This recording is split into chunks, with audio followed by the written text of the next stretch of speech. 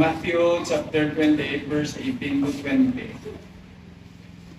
Pero sa ang atong preaching, this is the last part ng series naton see the mountain top, no? Or pag tunggo sa Noah's Ark, ang una nga nakita, ang ginpakita sa Ginoo sa kay Noah, kag siya family mountain top, no? That means the pinnacle or the peak of our Christian life.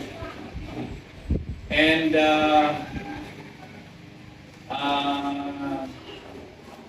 may ano kita, may gintudloan kita sa Ginoo nga ang peak sa ating Christian life is the power over sin. Hindi kwarta, hindi kaalam, kundi gahom nga maperdi nato ng sala. That is the peak of our mountain top. And one of which is ang aton nga pagpangalagad sa Ginoo. And then ang second part sa aton nga message about see the mountain top or reaching the pinnacle of our Christian life is the guide to the mountain top. So there are two guides. Number one, ang principles, no? Nga i-apply naton kung mag-start kita sa aton nga journey to the pinnacle of our Christian life, no? That is fear God, faith in God, find God, and flee from sin. So this morning, and ang aton guide to the mountaintop is the Lord Jesus Christ. Amen? John chapter 14, verse number 6. He is the way. He is the way to heaven. And He is the way to the mountaintop. And ang magsuon nga si Shenry, si Japet, na ano nila, na lapot nila ang mountaintop sa ilang Christian life, sang naglikaw sila sa pagtanaw sa nude or sa bubo halawa sa ginatatay ng ilang amaan nga si Noah. This morning, gintudloan kita sa principles, kung sinong guide. And this morning, we will do our part. Imuon nato ng aton nga bahin to reach the mountaintop. And that is to take the first step. Take the first step. Matthew 28:18. God says, and Jesus came and spake unto them, saying, all power is given unto me in heaven and in earth. Go ye therefore, and teach all nations, baptizing them in the name of the Father, and of the Son, and of the Holy Ghost, teaching them to observe all things whatsoever I have commanded you, and lo, I will be with you always, even unto the end of the world. So, atong yung bahin to reach the pinnacle of our Christian life, and so that God will bring us to Jesus Christ as our guide. We will take the first step. May guide na kita, may guiding principle na. No? Ang himuon naton tikang na lang, maghimuon na lang ang unang tikang ba. Take the first step. Let us pray. Again, Lord, salamat din sa tanan sa among kinabuhi, salamat sa kaluwasan, salamat sa ning adlaw minatan nimo. Salamat Ginoo sa ning mensahe nga himuon amo ng unang tikang para makaabot kami Ginoo sa tuktok sa amon nga Christian life, and that is the power over sin. And there is my verse 19 sa Matthew 28 nga balik ikaw diri nga go. So this is the command na ginabasihan namon sa amon nga kinahanglan namon sa first step. Lord, thank you so much. Bless us all this morning, all these things, was in prayer in the name of Jesus. Amen. Please be seated. Christian life is a result of salvation. Ang atong Kristohanon nga kinabuhi, resulta ini sa atong kaluwasan. In James chapter 2, verse 17 and 18, the Bible says, even so faith, if it has not worked, is dead being alone. Yes, a man may say, thou hast faith, and I have works. Show me thy faith without thy works, and I will show thee my faith by my works. Buta malon nga ang pagtuon naton, kung hindi naton pag ulagon or hinuon hindi siya hindi ni siya maka-attract sa tao palapit sa Ginoo. Ha? Buta mo nun, hindi kita hindi kita maka-evangelize ang tao ba? Kung wala sang maayo nga binuhatan, nga ipakita, tungod nga nagtuo kita kay Jesus Christ bilang atong Diyos kay personal nga manuluwas. Ang maayong buhat, hindi yan makaluwas aton si Jesus. Ang question dire, kuman nga maluwas, anong imuon sa isa ka Kristohano na tawag ka na sang Ginoo, kundi maghimo sang maayo. Kaya ang paghimo sang maayo, amo ni siyang makahatag, makapukaw sa nito sang nagakatulog ng balityagon sa mga hindi tumuluo.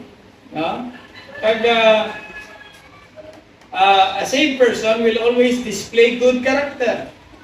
Basta luwas kaya mga tao, makita ginaya perme ang maayo nga ugali, maayo nga batasan. A good character will display good works. Halin sa karakter, ipakita sa aton ang maayo nga ugali, maayo nga binuhatan. And then, good works, please listen to this. Good works will attract people closer to the Lord.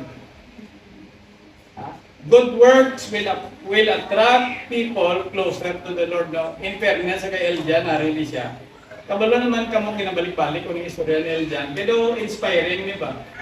Nga gindala ni sa ni Jihane, tapos nag-breaks lang, di ba? May sanay yung mga parties na lang. Gindala sa ni Jihane, din na save. Now, sa Resurrection Sunday, sa Domingo sa Pagkabanaw, mapabaptize na sila na pwede may baptism kita. Tapos, naging faithful to siya sa kay Jihane, sa Ginoo. So, kada adlaw agam kada Domingo agam sa kapaligo, no? Kuha man ni panghusay. Tapos pa sinilas mga kay kadto simbahan kada Domingo. Nakita sa iyang neighbor ba? Medyo na kadto sa Diyan mong Domingo. Man pinamangkot diyan ni kadto Domingo sa kasimba ko sa Baptiste. No? Diyan sunod yung Domingo maupon ko sa imo. Amo na si Jose. Pwede si Jose subong ato sa miyasong. Pero dugay-dugan si Jose yung wala nagasimba, kay member sa sang redeem, hindi naman siya magbalik simba dito, ay wala naman ko kakutkot kung anong pangarason. Pero ang point na dire, na once ka display ka ganit sa maayo nga binuhatan, makadala ka, maka-attract ng tao palapit sa Ginoo. Just like sa kay Joseph, dito sa may Genesis chapter 40. Now, nga si Joseph, kabalo kita sa istorya ni Joseph, naisang iya nga may igsuon sa iya, ginbaligya siya sa Maranao, sa gypsies, no? Pagbaligya siya, ginbaligya pag siya sa gypsy dito sa Egypt as slave. Tapos nagtrabaho siya sa kay Potiphar, porsunada sa kay siguro daw si Joseph daw siyang tisuyon, mabuot, no? Daw siya nga. Karon niya nga merindahan ko yung hasta nga gusto siyang maasawa ni Potiphar nga magrelasyon siya, ba hindi man gano'n si Joseph. So nagsinggit siya rin, pag-isip ni Bayo niya, singgit siya rin, pinpriso si Joseph.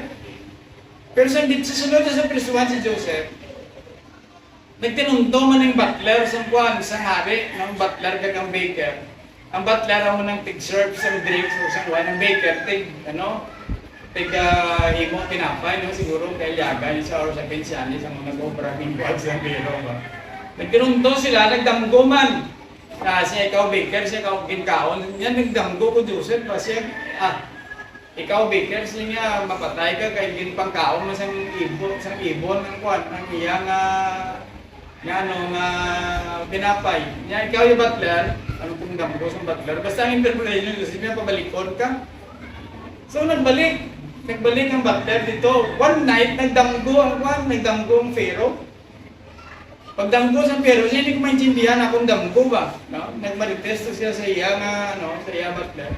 Na may kwanto, ng mahal nga agalon ba? Wala mo siyang baratuhon nga agalon, ng mahal nga perimen. Siya may priso to dito, si Joseph, sabi niya, maka-interpret sa St. James. Maka-interpret sa... Kin-interpret Joseph ang iyang dream. Kag nasanaga ng hari. Sila nga, kay ang imo Diyos, gamhanan, ang imo Diyos maalam, kag maka-interpret sa hari, as ang damgo, sila nga himuon na kang Minister of Department of Agriculture. So naging Prime Minister naging Minister si David naging leader sa isang dako nga departamento sa Egypt. Amo na nga wide gutuman ng Egypt. So basta may maayo nga nang binuhatan. Christians, no? Maka-attract gina sa tao palapit sa Ginoo. Gani kung luwas kasi ni nga aga, himuon mo gid ang maayo. Kay isa na siya ikaw sang galamiton sang Ginoo nga makapalapit ang tao, makabalik ang tao palapit sa iya. Listen to this. The first step towards the pinnacle of Christian life is a display of good works caused by salvation, caused by faith in Christ Jesus. Ang first step is the display of good works. Pagpakita sa maayo nga binuhatan nga bunga sa aton kaluwasan, kagang aton kaluwasan bunga ini sa pagtuo sa kay Kristo. Diri sa may Matthew 28 verse 18 to 20. So may verse 19 the Bible says, Go. Buti malun, let us take the first step. Take the first step. Pastor, ano ba lang matabo sa akon? Kung kung himuon kong una nga tika. Number 1 says, God says, go or take the first step. This means start a new life in Christ. Magsugod kita sa bago nga pagpangabuhi sa kay Kristo Jesus. Start by attending church and church activities. Participate in the ministry of the local church. Kung simbahan ay simbagin, importante. Kaya dila ginapakita ang katutong sa isa katumulo sa iya pagsimba. Kung ibaylo, taganing simba sa kalibutanon nga bagay, butang balon, nakadaog ka na ba? Kung sa palabihon tang simba sa money making, butang balon, nakadaog ka na. Nakadaog ka na. Kung palabihon na ito ng simba sa personal na lingaw, butang balon, nakadaog ka na. So take the first step. Now participate, attending church, participate in the ministry, like soul winning, extension classes, and others. Now lipay ko hapon, arin sa lirin. At sa nag-email ang puti, arin na diri kung Domingo, first step to. May mga extension classes kita, damo kita pakaunon diri sa Malandag, gamay ang mga pakaon. Aray ng pagkaon nila, arin na kita na lang ang manog, kung baga sa baboy, manog bahog ba or manog pakaon. I am praying right now nga makastart kita exercise classes dito ko na gingging. Kami pa to kay gingging mag-start exercise classes kami maliho at may tinapay. Pero ang requirement, lakat lang hasta dito. Hindi sa una mag-extensive classes kami sa IBC, kag 5 kilometro, kinalakat na namon. Sa unang pampasay sila, 150. Ginagaanan na kami 150. Kaya ang pagkanto, libre man. Ang pabalik kung isa lakat, kung isa libre, isa malakat. Di parang kung isa mabayaan kami sa jeep, ang 150 na pagkala kong pabulgam ba? Tag 5 kilometro na ginalakat naman, di kong pabulgam siya, maubos mo ang pabulgam. Matulon, no? Wala kayo na kinatulon ng pabulgam, no? Usap lang yung pabulgam hasta sikuro, hasta pagkapon. Ang mga extension class, lagsungan pa kayo doon, lagsungan pa kayo po. But we were not afraid to take the first step. So nag-participate kami sa ministry. Soul winning, kada Domingo sa hapon may soul winning. Kita, pastor, niyo kabalo mag soul winning, hindi kaging kabalo kung hindi ka mapupod. Pwede mo yung bonus na soul winners natin. Nagligat Domingo, anong merinda niya? Pamalos kaldo. Was egg and ham. For short, egg ham. But you know what? Participate sa winning, extension classes. Take the first step by start to give your tithes and offering. Pastor, madulaan mo, kwarta normal. Natin ang hatag ka mo. Pero balik sa Ginoo ulit. Start to support missionaries. Christians, pilanan nga tuwing na wala nga saka atong mission support ka. Susuportaron nato ng mga soul winners nato, ng mga sundalo ang ipadala nato dito sa ibang lugar, sa Africa, sa Vietnam. So karon nato, take the first step. Take the first step. What will happen to a Christian if he takes the first step? The Bible says, take the first step, will receive penalty no more. Kung magtikang ka, hindi ka na but I believe God will not give you penalties for laziness. God will not give you penalties for negligence. Please open your Bibles in James chapter 4 verse 17. James chapter 4 verse 17. The Bible says, or God says, because the Bible is the Word of God, therefore to him that knoweth to do good and doeth it not, to him it is sin. Sa isa ka Kristohanon nga kabalo sa maayo, kag wala niya ginahimo ang maayo, ang negligence to do that is sin. Therefore, kung sin has a penalty. So Christians, kung hindi kita mag-soul winning, somehow God will give us penalty. But if you first take the first step, join the soul winning ministry of the church, then God will give you, then you will receive penalty no more. Choir is a good thing, but if you do not participate in the choir, I believe it is sin, and what? You will receive a penalty. Take the first step and receive penalty no more. Join extension classes. Amen? Take the first step and receive a penalty no more. Take the first step and receive protection from God. That is number 2. Take the first step and receive, puro manangipin mo, number 1, penalty, no more. Number 2, protection from God. In Matthew 28:19, God gives authority. Sa tanan ng Kristohanon, ginatagan niya kita sa authority to go and to preach, baptize, and teach. May ara pa ganyan, heal the sick, heal the sick. Nung nakulbaan ko, mamulong dali, kasi magpila, tapos taas ko, no? Mamulong dali sa nagkasakit, no? Kaya tao yan, interested, hindi nga mag-ayo, ilalawas. Pero kung istoryahan mo ganyan kayuwas ang kalag, lumaglasay na. So, God gives us authority. God gives protection to persons in authority, especially to Christians who are in the ministry. One time, na-istorya ko din sa inyo, ang Iloilo Baptist Church, kiningabot sa Bombo Radyo.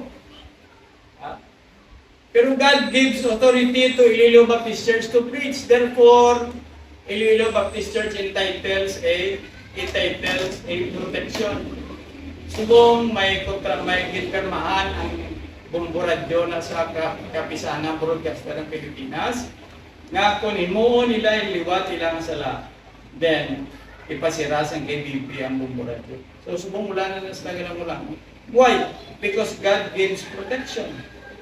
God gives protection to Daniel when he is in the lion's den. Amen? Nasta nyo kantahon ko ba? Si Daniel, why kahadlok sa bayot nga leon?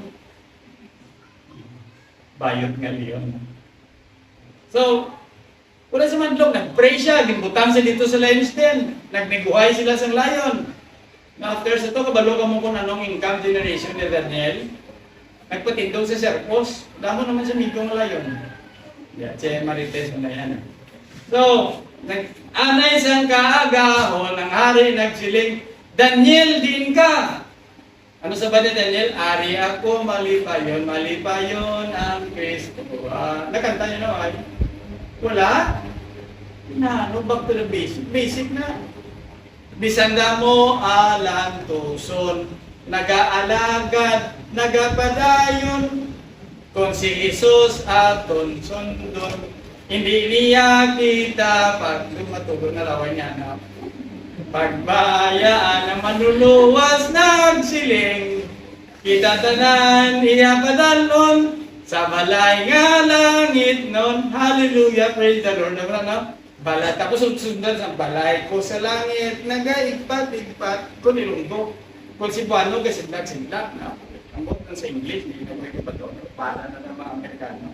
But you know what? If God gives authority, God gives protection. Christians who take the first step will receive protection from God. Amen? He will receive protection from God. Take the first step and receive. Number 3, number 1 is take the first step and receive penalty no more. Number 2, take the first step and receive protection from God. Number 3, take the first step and receive provision from God. In Matthew chapter 10 verses 7 to 10, ang mga disciples, ginambalan sila sa Ginoo, sila nga, ni Jesus mismo. And as you preach, saying the kingdom of heaven is at hand, siya mo nang iiwali na ton. Nga ang ginarian sa Ginoo, ara na sa aton mga kamot, all we need to do is to grab it, to take it, to receive it. Amo nang ngambal ni Jesus ngayon bali. Sila nga, aside from that, heal the sick. Ari na, natuduan na dyan nga mag-surano, mamulong sa inyo. Kaya ang sa Bible, heal the sick. But we will heal the sick through prayer. Amen? Cleanse the lepers through prayer. Raise the dead. Ako na yung masakit. Magbanhaw sang napatay. Napatay nga kalag sa sala, banahon na itong pagi sa pag-soul winning. Amen?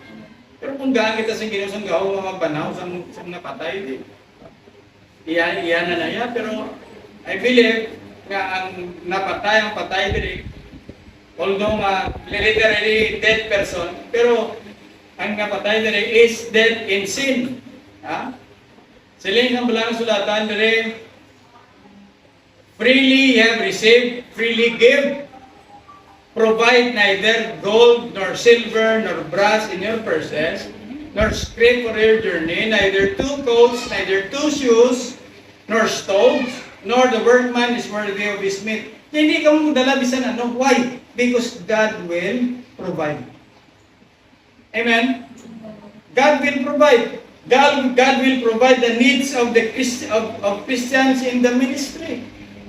Ang sino magdumdum nga matrampuasan amon nga financial problem last year, siguro mga 1 million.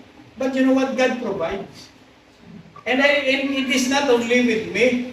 Sa aton siguro tanan-tanan naka-experience kita. Nga God provides us because we are in the ministry. Pero testingin nyo nga hindi mag-take ang first step. Hindi ka magkadawat sa inyo. Amen? Magkadawat kita kaluwasan, pero magambal nga may extra extra rice kita kung wala na, kaya wala makita nag-take ang first step. Christians who take the first step to the pinnacle will receive provisions from God. Amo na ikatatlo, ika-4. Take the first step and receive power from God. Balik na doon sa istorya ni Joseph. Dili sa may Genesis chapter 41 verse 39 to 45. Siling sang balang kasulatan. Dili si Pharaoh nagsiling. Ang Pharaoh nagsiling unto Joseph, for as much as God hath showed thee all this, there is none to so discreet and wise as thou art. Nya wala sang pinakamaalam maliban sa imo. Ari tanawan nyo, ang gahom na ginhatag sa iya, thou shalt be over my house. Nya ikaw mamanage sa akon nga castle. And according unto thy word shall all my people be ruled. Siya kung anong ihambal mo, sundot sa tao ko. Imagine, ito prime minister ng buwan ni ikaduwa sa hari ba? Isa mo lang ang maisog sa hari, ang barbero. Isog na yung barbero yung sa hari, sa presidente. Pagambal na kay Bongbong Marcos nga presidente, liso ulo mo. Gusto mo ni kinauli, kasi pag-lisol, kambang ang gunting yan. Tama? Magambal ka, presidente, piyong nga mata mo, piyong na yung presidente, kaya magpiyong, masulod mo ng buhok, tapos mata niya, patigit sa barbero. So, mas may isot ang barbero sa presidente. So, sabay lang magkanda ng mga amuro at sa abroad, sa kamukaton sila trabaho nito. Ano? Sunod! Only in the throne will I be greater than thou. Imagine yung gahong ginatag sa iya. Nasa trono lang ko gamanan ikumparar sa imo. Ha? Buta mo no, ministerial ba? Tanan-tanan si Joseph na magpadalagan sa bilog ng Egypt. And Pharaoh said unto Joseph, see, I have set thee over all the land of Egypt. Imagine, hindi lang sa balay sa hari, kundi bilog na country ba? Ba't matikalo is pastor? Why kung matikal? Kaya rin na basta pasahan nyo daplo? Kasi kasi Baghdad, kung matikalo. Kung ano? Ariyo? Verse 42, and Pharaoh took off his ring from his hand and put upon Joseph's hands. Ginpa iya sing-sing, ginpagamit siya sa kay Joseph. By the way, yung mga pulis, may mabalaan mo nila kung may graduate, may bullring na sila, hindi nila basta-basta. Pag sinuot nila na ya, gamanan din na sila yan. Ha? Maatanan ng junior yan, masaludo gina sila, kikita nila ang sing-sing sang nagagamit mo.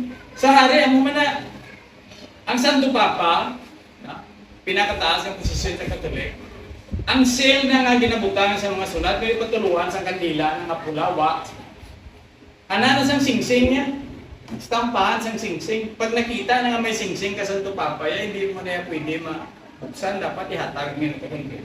Sobra pa na ginimo ni San Pedro sa Pedrosa. Ibutang niya, put in upon Joseph's hand.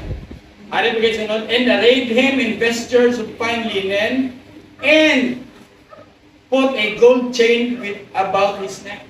Din pabayuan, din siya hinarianon. Ano man na si Joseph? So na piniriso. Pag-abot siya si Egypt, gurisnay niya, hindi ka mo gurisnay. Nasa nga mayroon mahili na nag-inchinde ba? Gurisnay niya nga bayo.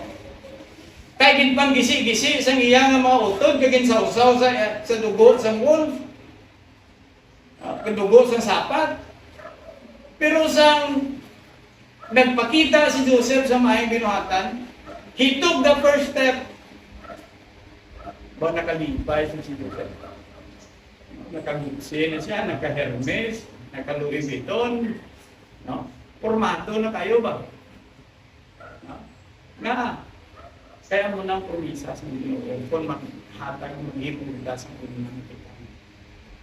Pagkanta sa page sa natin, Christian Black. Verse 43, gingaan pagit si Joseph sa Mustang. Kilala ko Mustang? Kung kutsi nga do pila ka milyon na bilihan. Pero hindi Mustang na kutsi, may Mustang na kabayo. Ano yun? And he made him to ride in the second chariot which he had. Alang kutsi ni kabayo niya.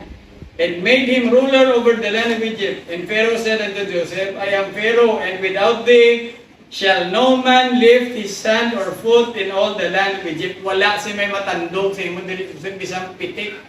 Hindi ka diri makabaton pitik. And Pharaoh called Joseph's name. Din pangalanan pa siya sa Egyptian nga pangalan, Zaphnath Paaneah. And he gave him to wife Asenath, the daughter of Potiphera, priest of On, and Joseph went over all the land of Egypt. Take the first step. Amen?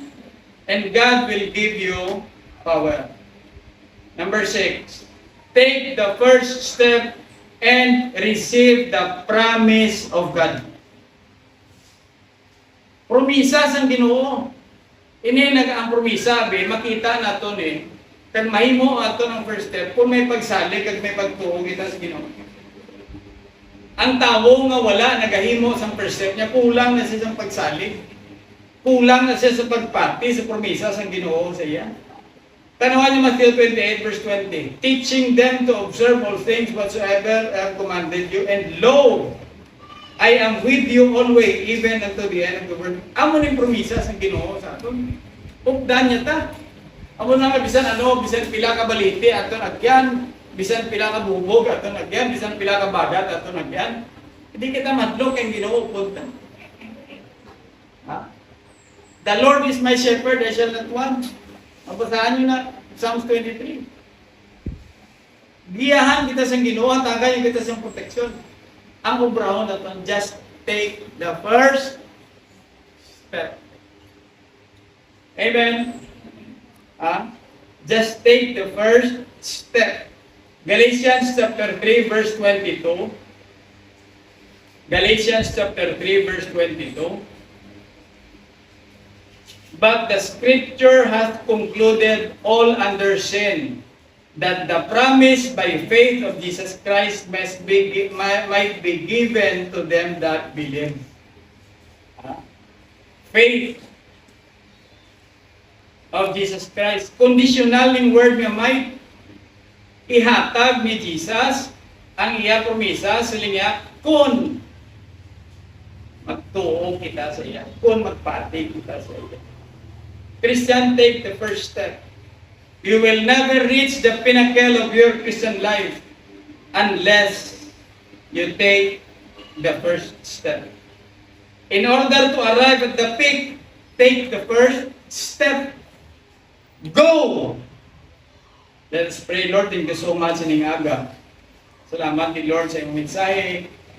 Naging pakita ni mo kay Noah ang mountain peak, ang success. Ipakita ni mo kay Noah, Ginoo, ang maayo nga kahamtang. I believe, Lord, ipakita ni mo sa amon sining aga. The pinnacle of our Christian life, hindi na kami mataog-daog sa yawa, hindi na kami maperdi sa katamaron, hindi na kami Ginoo maperdi sa kapigaduhon, hindi na kami Ginoo maperdi sa kaignorante sa pulong sa Ginoo. Kung maghimo kami sa unang atikan. Sining aga Ginoo, salamat din sa imong challenge that we will go and take the first step because we will never arrive at the peak of our Christian life if we will not take the first step. Thank you, Lord, so much that if we take the first step, there will be no penalty for sin.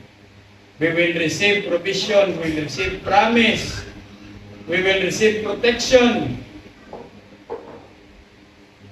and many other things. Lord, thank you so much for your message. We pray, Lord, that you will put this in our hearts and our mind, that we should initiate. Himungo na mong Ginoo ang first step. Nagsiling ka sa Galatians, ihatag ni mo ang promisa ni mo Ginoo. Kung maghimo kami sa unang. Salamat din sa liwag, initanan ng amon sa Jesus. Among ng Diyos kang magluwa. Amen. Sini nga agado ko sa ruping ng mga. Kundo ka bugkat din magtikang, sa unang tikang. Payo ang kusog. At diri sa altar, payo ka. Basi damo nag-aawit sa imo, mga kabugatan. Ipakuha si Ginoo diri sa altar. Ngayon taran sa pagtindog. Please pray.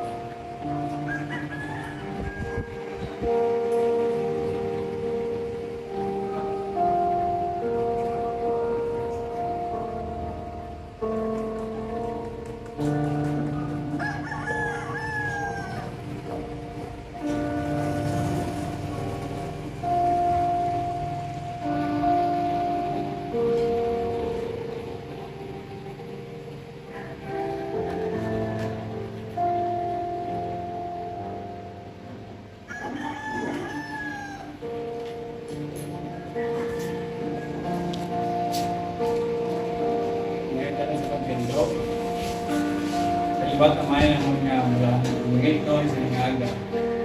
Salamat din Lord sa iyong mensahe nga hindi kami mag-abot sa fix ang Christian life unless nga maghimo kami sa unang natikang ikaduwa natikang o katlo natikang basta mag-abot kami din sa unang Christian life. Lord, salamat din na pinagtuluan ko kami na si Jesus ang among guide pagkatito sa pinnacle pagkatito sa fix sa among Christian life. May mga guiding rules, guiding principles kami nga sundon Ginoo. Pero Lord, kung hindi kami magtuman sa imo Ginoo, hindi kami mabato, hindi kami magpamisa, mga privileges. Sa first step Ginoo, sa pag-abot sa among Diyos. Lord, sining aga, special prayers for first and kulot, amen. Lama kapudlay sa sitwasyon, amen.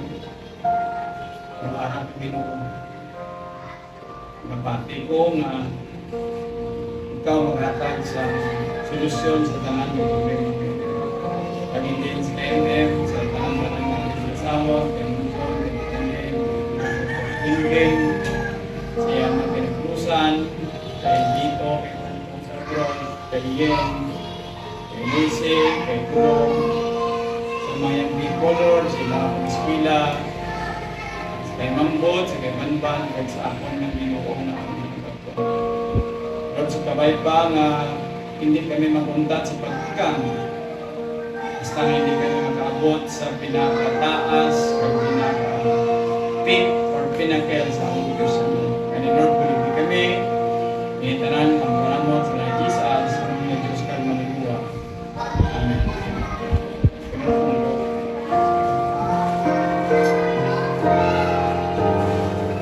Usually, ang first step na mag-live. First step na mag-live. Kaya makatikang ko na, ikadwa, sunod sila, balaan mo, nagadalagan naman. Asig ka na. Amen? Pero una mo na mag-goodbye. Kaya kung di ka maghimo sa unang natikang, hindi ka gikahalit sa imo ginalinan. Sa imo ginatindugan, I should say. Amen? So, sa libat ng aga sa tanan-tanan,